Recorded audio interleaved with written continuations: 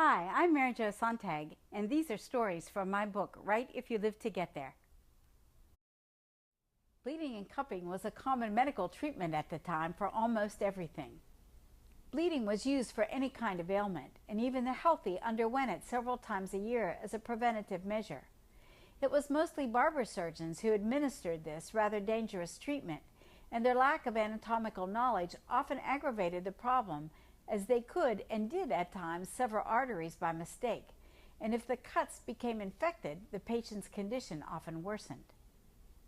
Cupping involved placing a heated glass cup on the skin and allowing it to cool. A partial vacuum would form, and when the glass was pulled from the skin, the area would bleed. Scarification required making slight to moderately deep cuts into the skin, but not so deep that the veins were opened. Leeches, which are blood-sucking parasites, were applied directly to the skin and were thought to be especially useful in treating children and for drawing blood in areas where cupping could not be used. Here's a letter that Relief Fields wrote to Mary Phillips in 1869. Dr. Marshall of Clifton said I never had the ague.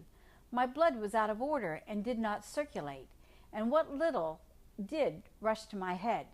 My head didn't ache, but sometimes felt as though it would burst, and the top of it would burn as though fire was on it and chill at the same time. The first time he bled me, my blood was so black and thick it would not run. He said he had never seen such blood but once before. He has bled me 3 times in the arm and cut me twice on the small of the back, once since I came home. He was here last Tuesday. He said I had been a great deal worse than I really thought I was. He said he was afraid at one time I would have a fit of apoplexy. It was all caused by stopping of the courses, which is menopause. I paid him $20 the other day. He said he would have charged anyone else $24, but as it was me, only $20.